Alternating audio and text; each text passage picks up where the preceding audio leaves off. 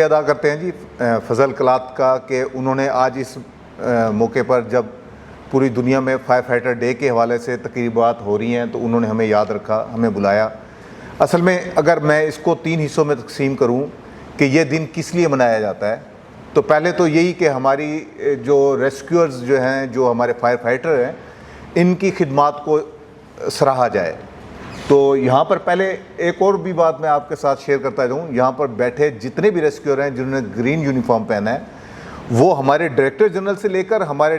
نائب قاصد sanitary worker تک سب ایک ہی ٹریننگ سے گزر کے آئے ہیں۔ سب لوگوں یہاں پر وہ کسی بھی کیڈر میں ہیں، ڈرائیور ہیں یا کوئی یہاں پر EMT ہے یا میں ہوں، ہم سب لوگ ایک ہی طرح کی ٹریننگ لے کر، ہم سب فائر فائٹر بھی ہیں ایک وقت میں، اور فلڈ آنے کی صورت میں ہم واٹر ریسکیور بھی ہیں، اور بقیہ جو ہمیں میڈیکل کی ٹریننگ ہے وہ بھی سب نے لی ہے۔ اس اعتبار سے جس چہرے کی طرف آپ دیکھیں گے وہ ہمارا فائر فائٹر ہی ہے یہاں پر۔ اب ہم اس دن کو 3 حصوں میں تقسیم کریں تو پہلا حصہ تو میں کہوں گا کہ آپ اس دن میں فائر فائٹرز کے کام کو یاد کیا جاتا ہے، کہ ان کے اچھے کام کو، کہ یہ اپنی جانوں کی پرواہ کیے بغیر اس گھر کے اندر اس وقت گھس رہے ہوتے ہیں جب گھر کے لوگ اپنے مال اور اپنی چیزوں کو چھوڑ کر گھر سے باہر بھاگ رہے ہوتے ہیں۔ اور اس کا ایک نظارہ اگر اب جیسے ابھی نیٹ چل رہا تھا تو آپ دیکھ بھی سکتے ہیں گھر میں جا کر، کہ جب 9/11 کا واقعہ ہوا تو اس دن ابھی صاف ظاہر ہے نہ تو ریسکیو تھی نہ کچھ تھا، میں اس دن خود اسے لائیو دیکھ رہا تھا۔ اس دور میں CNN چلا کرتا تھا PTV پر، ڈے ٹائم میں CNN چلتا تھا، 12 بجے کے بعد PTV چل جاتا تھا۔ تو میں دیکھ رہا تھا تو اس وقت کیا ہوا کہ سیڑھیوں پر رش اتنا تھا کہ لوگ نیچے اتر رہے ہیں، اور جو فائر فائٹر تھے انہیں سیڑھیوں سے رستہ نہیں مل رہا تھا، تو وہ کیا کر رہے تھے، گرلز کے اوپر سے جا رہے تھے، جو ساتھ میں گرل لگی ہوئی تھی۔ اگر آپ میں سے کسی کو ویڈیو یاد ہو تو جب سب لوگ اپنے گھر کو چھوڑ کر بھاگ رہے ہوتے ہیں تو یہ چہرے جو سامنے آپ کو نظر آ رہے ہیں یہ اس گھر کے اندر گھس رہے ہوتے ہیں۔ اور پھر ہوا بھی وہی کہ اگلے کوئی 30-40 منٹ کے بعد، میں 9/11 کی بات کر رہا ہوں، تو ہوا یہ کہ جب وہ سب لوگ وہاں سے انخلا کر گئے تقریباً اور فائر فائٹر اندر پہنچ چکے تو وہ بلڈنگ کولیپس کر گئی، کہ جن کا گھر تھا وہ سب باہر اور جن لوگوں کا گھر نہیں تھا وہ سب اندر، اور وہ وہاں پر شہید ہو گئے۔ اس کا دوسرا حصہ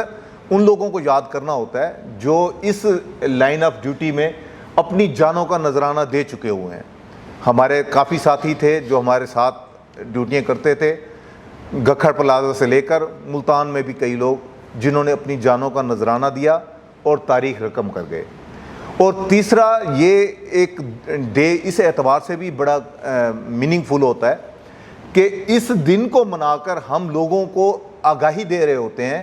کہ بھئی آپ فائر فائٹنگ کے حوالے سے یہ کتنی امپورٹنٹ ہے، اور آپ لوگوں نے کس طرح سے آگ کے سانیے سے بچنا ہے۔ آگ جتنی یوزفل ہے، ویسے آپ دیکھیں ہماری گاڑیوں میں بھی آگ لگی ہوتی ہے جو ہمیں پیٹرول میں لگ رہی ہوتی ہے، اور اسی طرح سے گھر میں کھانے پکانے سے لے کر جتنی جو چیز فائدہ مند ہے، میں آپ کو اس کے یہ لمبی ڈیبیٹ بھی ہو سکتی ہے، میں آپ کو ثبوت کے ساتھ بھی پیش کر سکتا ہوں، یہاں تک کہ مذہب بھی، اس طرف نہیں جائیں گے۔ باقی آپ کسی بھی فروٹفل چیز کی بات کریں، جتنی فائدہ مند ہوتی ہے اتنی ہی اس کا سائیڈ ایفیکٹ ہوتا ہے۔ جیسے ہی آپ آگ کی بات کر لیں، پانی کی بات کر لیں، یہ زندگی ہے دونوں، لیکن آپ جب یہ پانی جب باہر نکلتا ہے کناروں سے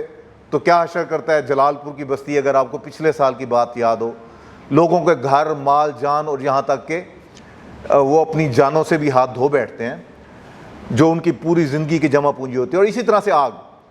بہت دور کی بات نہیں ہے، اب سے کوئی 3-4 سال پہلے کی بات ہے، بالکل آپ کے ہمسائے میں ایک آگ لگی تھی۔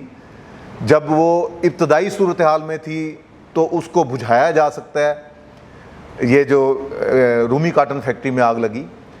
جب یہ پھیل جاتی ہے، ابھی آپ ویڈیو میں بھی سن رہے تھے کہ پھر ریسورسز کم پڑ جاتے ہیں۔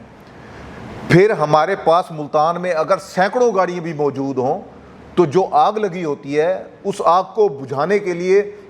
ہمیں رستہ بنانا پڑتا ہے، سپیس بنانی پڑتی ہے، اپنی جان بچا کر ونڈ ڈائریکشن کا خیال کرتے ہوئے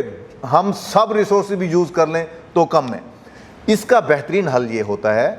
کہ بیفور ٹائم ہم سیفٹی میجرز کو اڈاپٹ کر لیں۔ ہم کیا کریں کہ جو آگ لگنے کی وجوہات ہیں ان پر قابو پا لیں، اور آگ لگنے کے بعد جو احتیاطی تدابیر اختیار کی جا سکتی ہیں وہ پہلے سے اختیار کی ہوئی ہوں، یعنی کہ ہم نے بلڈنگ اس طرح سے بنائی ہوئی ہو، ایگزٹ بنائے ہوں، فائر الارم سسٹم موجود ہو، اس کے علاوہ ہمارے پاس فائر ہوز ہوں، ہمارے پاس ٹرینڈ سٹاف ہو، تاکہ اگر آگ لگ جائے، پہلے تو آگ لگنے ہی نہ دیں، ہم اس طرح سے یعنی کہ وائرز کو ٹائی کر کے رکھیں، اور اگر آگ لگ جاتی ہے اس صورتحال میں پھر بھی ہم پہلے سے پریپیئر ہوں، ہمارے پاس جو سٹاف ہے. دیکھیں اگر آپ ہمیں کال کرتے ہیں 1122 کو، تو آپ کو کال کرنے، ملانے اور وہاں سے ہمیں نکلنے میں 2-3 منٹ تو کال سننے میں، ہمارے سٹاف کو اٹھ کر گاڑی میں آنے میں، گاڑی کو نکلنے میں 3 منٹ کا ٹائم تو گیا، اور چوک کمہارا سے یہاں تک آنے میں ٹریفک کی صورتحال کو مد نظر رکھتے ہوئے آپ آئیڈیا لگائیں کہ یہاں تک پہنچنے میں ہمیں کتنا ٹائم لگے گا، اور یہاں پر لگی ایک کمرے کی آگ کتنے کمروں تک پہنچ چکی ہوگی وہ آپ سمجھ سکتے ہیں، جو کہ رومی کاٹن میں آپ کے سامنے ہی ہوا. اگر اس کو پہلے سے میئر کر کے ہم احتیاطی تدابیر کو اختیار کر لیں گے تو یقیناً جو بھی ابتدائی آگ ہوتی ہے وہ ایک چنگاری سے شروع ہوتی ہے، کبھی آگ بڑی نہیں ہوتی. جب بھی جہاں بھی آگ شروع ہوتی ہے وہ ایک ماچس کی تیلی سے، ایک چنگاری سے شروع ہوتی ہے. اگر اس کو اسی جگہ پر آپ بجھانا چاہیں گے تو آپ پاؤں کی ٹو سے بھی بجھا دیں گے، اور اگر اس کو آپ نے آدھا گھنٹہ ٹائم دے دیا، اب میرے حساب سے آپ کے پاس پورے شہر کے ریسورسز کم پڑ جائیں گے. یہاں اسی آگ کی بات بار بار کر رہا ہوں، ہمسائے میں جو لگی، تو مظفر گڑھ، کھانے وال، وہاڑی، ریسکیو 1122 کے تمام ریسورسز فائر کے یہاں پر موجود تھے. آرمی کی طرف سے ہیلی کاپٹر آ کر بھی آگ کو بجھا رہے تھے. اس کے علاوہ ملتان میں فضل کلاتھ مل کی طرف سے بھی فائر ٹینڈر وہاں پر موجود تھا. ہم آپ کے پانی کے لیے بھی یہاں سے آپ سے پانی لے رہے تھے اگر آپ کو یاد ہو، اور کھاد فیکٹری سے بھی پانی، کھاد فیکٹری کی بھی گاڑیاں استعمال ہو رہی تھیں.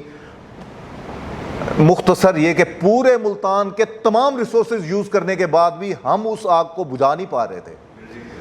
اور بلڈنگ کولیپس ہوا. اور بلڈنگ پہلے دن جب میں نے رسپانس کیا تو اس وقت آگ کی صورتحال یہ تھی، وہ جو باہر والی جگہ تھی نا وہاں آگ لگ گئی تھی. تو ہمارے اس وقت ڈسٹرکٹ ایمرجنسی آفیسر صاحب سامنے جو پہلا شیڈ تھا جس میں پہلی آگ گئی، تو مجھے کہہ رہے ہیں احسان وہ سامنے دیکھنا وہ آگ شیڈ کے اندر پہنچ گئی ہے. اب میں اوپر کھڑا تھا ان کے ساتھ، تو میں نے کہا سر نہیں، یہ جو شیشے ہیں نا، شیشوں میں نیچے والی آگ کا ریفلیکشن آ رہا ہے. اچھا کچھ دیر تو انہوں نے میری بات مان لی. پھر 15-20 منٹ کے بعد جب اندر سے آگ اور شیشے ٹوٹے، پھر مجھے کہتے ہیں ادھر دیکھ یار، وہ تو آگ اندر موجود تھی جو تو نہیں دیکھ پا رہا تھا. اچھا یہ پہلے دن کی بات ہے. دوسرے دن میں ڈیوٹی پر آیا تقریباً 10 بجے صبح، اور اس وقت صورتحال یہ تھی کہ 4 شیڈ وہ جو تھے پرلے والے، ان 4 کے 4 شیڈ میں آگ پہنچ چکی ہوئی تھی. پہلا شیڈ کولیپس کر چکا تھا جب میں پہنچا تھا، اور پھر اسے اگلے دن وہ تو سب آپ کو پتہ ہی ہے. اس لیے ہم اگر احتیاطی تدابیر اختیار کر لیں گے آگ کے مقابلے میں، تو نہ تو ہماری ایسی جاب ہے. بچپن میں ایک ٹی وی کا ڈرامہ دیکھا تھا ہم نے، جب میں کبھی سوچا بھی نہیں تھا کہ ہم ریسکیو میں ریسکیو کے پہلے بیچ سے ہوں. جب پہلا بیچ چلا تو میں اس کے ساتھ آج 23 سال سروس کے ساتھ، میرا اس 1122 کے ساتھ سفر میرا پہلے دن سے اب تک کا ہے. لیکن یہ پتہ نہیں تھا کہ میں اس کا حصہ بنوں گا. وہ ایک آدمی ایمبولینس چلاتا ہے، وہ ڈرائیور ہوتا ہے، تو اس کی مسز اسے کہتی ہے کہ آج تو زیادہ پیسے لے کے آیا ہے، ایسے 1-2 دن اور ہمارا سسٹم بن جائے تو ہم بڑے یعنی کہ امیر ہو سکتے ہیں. تو اگلے دن ایمبولینس آتی ہے تو اس کے اپنے خاوند کی لاش اس کے اندر ہوتی ہے. وہ ٹی وی ڈرامہ تھا. تو اس میں یہ بتایا جا رہا ہوتا ہے کہ جی دیکھیں جی آپ کسی کے لیے اچھا سوچیں گے تو ٹھیک، نہیں تو آپ کے ساتھ بھی ہو سکتا ہے. تو میں کہتا ہوتا ہوں کہ ہم سب جتنے ریسکیور یہاں موجود ہیں، ہم سکون میں ہیں تو شہر سکون میں ہے. اور اگر شہر میں کوئی مسئلہ ہے تو ہمیں ہماری بھاگ دوڑ جو ہے نا، خدا نخواستہ ایمرجنسی کے ساتھ منسلک ہے. اسی طرح سے اگر یہ fire fighter international fire fighter day کے حوالے سے بات کی جائے تو اس کو منانے کا مقصد تو میں نے آپ کو بتا دیا کہ ہمارے اس کام کو سراہنا ہوتا ہے. دوسرا اس کے جو شہداء ہیں ان کی یاد تازہ کرنی ہوتی ہے، جنہوں نے اپنی جانیں پیش کر کے اس ملک کو محفوظ کیا کئی جگہوں پر. اور آخر میں پھر ایک دفعہ شکر گزار ہوں فضل کلاتھ والوں کا، جنہوں نے آج ہمیں بلایا اور ہمارے اس کام کو ایکنالج کیا. میں شکریہ ادا کرتا ہوں. السلام علیکم.